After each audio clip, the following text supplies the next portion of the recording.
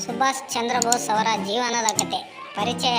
ಸುಭಾಷ್ ಚಂದ್ರ ಬೋಸ್ ಭಾರತೀಯ ಸ್ವಾತಂತ್ರ್ಯ ಹೋರಾಟದ ಪ್ರಮುಖ ನಾಯಕನಾಗಿ ಭಾರತೀಯ ಇತಿಹಾಸದಲ್ಲಿ ಅಕ್ಷರಶಃ ಅಮರರಾಗಿದ್ದಾರೆ. ನೇತಾಜಿ ಎಂಬ ಗೌರವಪೂರ್ವಕ ಹೆಸರಿನಿಂದ ಪರಿಗಣಿಸಲಾದ ಅವರು ಭಾರತೀಯ ಸೇನೆಗೆ ಹೊಸ ದಿಕ್ಕು ನೀಡಿದ ನಾಯಕ. ಗಾಂಧೀಜಿಯ ಅಹಿಂಸಾತ್ಮಕ ಹೋರಾಟದಿಂದ ಬೇರೆಯಾಗಿದ್ದರೂ ಭಾರತದ ಸ್ವಾತಂತ್ರ್ಯಕ್ಕಾಗಿ ತಮ್ಮದೇ ಆದ ಮಾರ್ಗದಲ್ಲಿ ಹೆಜ್ಜೆ ಹಾಕಿದ ವ್ಯಕ್ತಿ ಸುಭಾಷ್.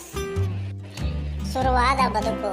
ಸುಭಾಷ್ ಚಂದ್ರ ಬೋಸ್ 1897ರ ಜನವರಿ 23ರಂದು ಒರಿಸ್ಸಾ ರಾಜ್ಯದ ಕಟಕ್ ನಗರದಲ್ಲಿ ಜನಿಸಿದರು.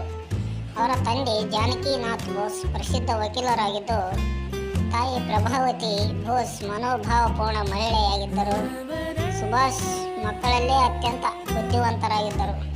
ಅವರು ಕಲಿಕೆಯಲ್ಲಿ ತೀವ್ರ ಆಸಕ್ತಿ ಹೊಂದಿದ್ದು, ದೇಶಭಕ್ತಿ ಭಾವದಿಂದ ತುಂಬಿರುತ್ತಿದ್ದರು. ಶೈಕ್ಷಣಿಕ ಜೀವನ. ಬೋಸ್ ತಮ್ಮ ಪ್ರಾಥಮಿಕ ಶಿಕ್ಷಣವನ್ನು ಕಟಕ್ನ ರಾವೆನ್ಯೂ ಕಾಲೇಜಿಯೇಟ್ ಶಾಲೆಯಲ್ಲಿ ಪಡೆದರು. ನಂತರ ಕಾಲೇಜು ಶಿಕ್ಷಣಕ್ಕಾಗಿ ಪ್ರೆಸಿಡೆನ್ಸಿ ಕಾಲೇಜು ಕಲ್ಕತ್ತಾಕ್ಕೆ ಹೋದರು. ಅವರು ನಂತರ ಕಂಪನಿಯ ಸಿವಿಲ್ ಸರ್ವಿಸ್ಗಾಗಿ ಇಂಗ್ಲೆಂಡಿನಲ್ಲಿಯೇ ಓದಿದ ನಂತರ 1920ರಲ್ಲಿ ICS ಅಂದರೆ ಇಂಡಿಯನ್ ಸಿವಿಲ್ ಸರ್ವಿಸಸ್ ಪರೀಕ್ಷೆಯಲ್ಲಿ ಉತ್ತೀರ್ಣರಾದರು. ಆದರೆ ಅವರು ಅದನ್ನು ತಿರಸ್ಕರಿಸಿ ದೇಶದ ಸೇವೆಗೆ ತೊಡಗಿದರು. ರಾಜಕೀಯ ಜೀವನ.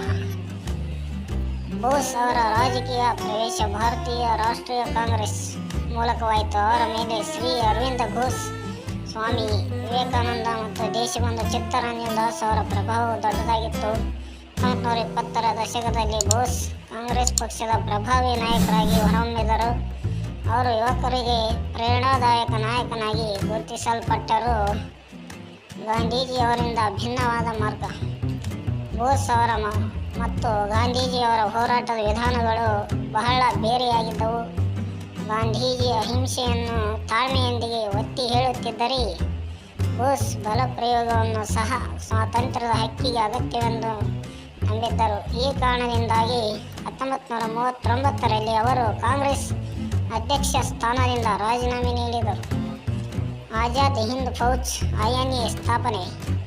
ಸುಭಾಷ್ ಚಂದ್ರ ಬೋಸ್ ಅವರು ಬ್ರಿಟಿಷರ ವಿರುದ್ಧ ಶಸ್ತ್ರಬಲದಿಂದ ಹೋರಾಡಬೇಕೆಂಬ ದೃಢ ನಂಬಿಕೆಯಿಂದ ಜರ್ಮನಿ ಮತ್ತು ನಂತರ ಜಪಾನಿಗೆ ತೆರಳಿದರು. ಅವರು ಅಲ್ಲಿ ಭಾರತೀಯ ಜೊತೆಗೂಡಿ ಆಜಾದ್ ಹಿಂದ್ ಫೌಜ್ ಎನ್ನುವ ರಾಷ್ಟ್ರೀಯ ಸೇನೆ ಸ್ಥಾಪಿಸಿದರು.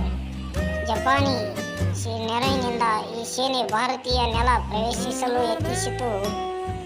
Give me blood, I will give you freedom.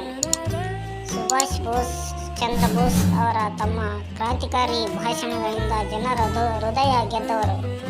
ಅವರ ಪ್ರಸಿದ್ಧ ಘೋಷಣೆ, ನೀವು ನನಗೆ ರಕ್ತ ಕೊಡಿ, ನಾನು ನಿಮಗೆ ಸ್ವಾತಂತ್ರ್ಯವನ್ನು ಕೊಡುತ್ತೇನೆ ಎಂಬುದು ಇಂದಿಗೂ ದೇಶಭಕ್ತಿಯ ಸಂಕೇತವಾಗಿದೆ. ಅಂತಿಮ ದಿನಗಳು ಮತ್ತು ಅವರ ಅನುಮಾನಗಳು. 1945ರ ಆಗಸ್ಟ್ 18ರಂದು ತೈವಾನಿನಲ್ಲಿ ವಿಮಾನ ಅಪಘಾತವೊಂದರಲ್ಲಿ ಬೋಸ್ ಅವರು ಮೃತಪಟ್ಟರೆಂಬ ವರದಿ ಬಂದಿದೆ. ಆದರೆ ಈ ಬಗ್ಗೆ ಹಲವಾರು ಅನುಮಾನಗಳು ಇವತ್ತಿಗೂ ಇವೆ. ಹಲವಾರು ಅವರ ಅಪಘಾತದಿಂದ ಬದುಕುವುದು ತಮ್ಮ ಉಳಿದ ಜೀವನವನ್ನು ಗುಪ್ತವಾಗಿ ಕಳೆದರು ಎಂದು ನಂಬುತ್ತಾರೆ. ಬೋಸ್ ಅವರ ಕೊಡುಗೆಗಳು. ರಾಷ್ಟ್ರಭಕ್ತಿ. ಸುಭಾಷ್ ಚಂದ್ರ ಬೋಸ್ ಅವರ ಜೀವನವೇ ದೇಶ ಪ್ರೇಮದ ಪ್ರತಿರೂಪವಾಗಿದೆ. ಆಜಾದ್ ಹಿಂದ್ ಫೌಜ್ ಸ್ಥಾಪನೆ. ದೇಶದ ಹೊರಗಿನಿಂದಲೂ ಬ್ರಿಟಿಷರ ವಿರುದ್ಧ ಸೇನೆಯ ಮೂಲಕ ಹೋರಾಡಿದವರು. ಯುವ ಶಕ್ತಿಗೆ ಪ್ರೇರಣೆ. ಅವರು ಯುವಕರಲ್ಲಿ ದೇಶಭಕ್ತಿಯ ಕಠಿಣ ನಿರ್ಧಾರವನ್ನು ತುಂಬಿದರು. ವೈಶ್ವಿಕ ರಾಜಕೀಯ ಚಿತ್ರತೆ. ಜಪಾನ್ ಮತ್ತು ಜರ್ಮನಿ ಜೊತೆ ದೋಸ್ತಿಗಾಗಿ ಭಾರತೀಯ ಸ್ವಾತಂತ್ರ್ಯ ಹೋರಾಟವನ್ನು ಜಾಗತಿಕ ಮಟ್ಟಕ್ಕೆ ಕರೆತಂದವರು. ಪರಿಣಾಮ ಮತ್ತು ನೆನಪಿನಲ್ಲಿ. ಇಂದು ಭಾರತದಲ್ಲಿ ಅವರ ಪ್ರಚಂಡ ಪ್ರೇರಣೆಯ ಮೂಲ. 2021ರಲ್ಲಿ ಭಾರತ ಸರ್ಕಾರವು ಅವರ ಜನ್ಮದಿನವನ್ನು ಪರಾಕ್ರಮ್ ದಿವಸ್ ಎಂದು ಘೋಷಿಸಿದೆ. ಪಶ್ಚಿಮ ಬಂಗಾಳದಲ್ಲಿ ಅವರಿಗೆ ಭಕ್ತಿಯ ದುಂಡೇ ಇದೆ. ಉಪಸಂಹಾರ. ಸುಭಾಷ್ ಚಂದ್ರ ಬೋಸ್ ಅವರ ಕಥೆ ತೀವ್ರ ಶ್ರದ್ಧೆ, ನಿರ್ಧಾರ ಮತ್ತು ಪ್ರತಿಜ್ಞೆಯ ಸಂಕೇತವಾಗಿದೆ. ಅವರ ಕನಸು ಸ್ವಾತಂತ್ರ್ಯಕ್ಕೆ ಭಾರತವಾಯಿತು. ಬಲಿಷ್ಠ, ಸ್ವಾಭಿಮಾನಿ ಮತ್ತು ಸ್ವಾವಲಂಬಿ. ಇಂದಿಗೂ ಅವರು ನಮ್ಮ ಮನಸ್ಸಿನಲ್ಲಿ ಚಿರಸ್ಥಾಯಿ ಪ್ರೇರಣೆಯ ಶಕ್ತಿಯಾಗಿ ನಮ್ಮ ಮನಸ್ಸಿನಲ್ಲಿ ಸದಾಕಾಲ ಜೀವಿಸುತ್ತಾ ಇದ್ದಾರೆ. ನಮಸ್ಕಾರ.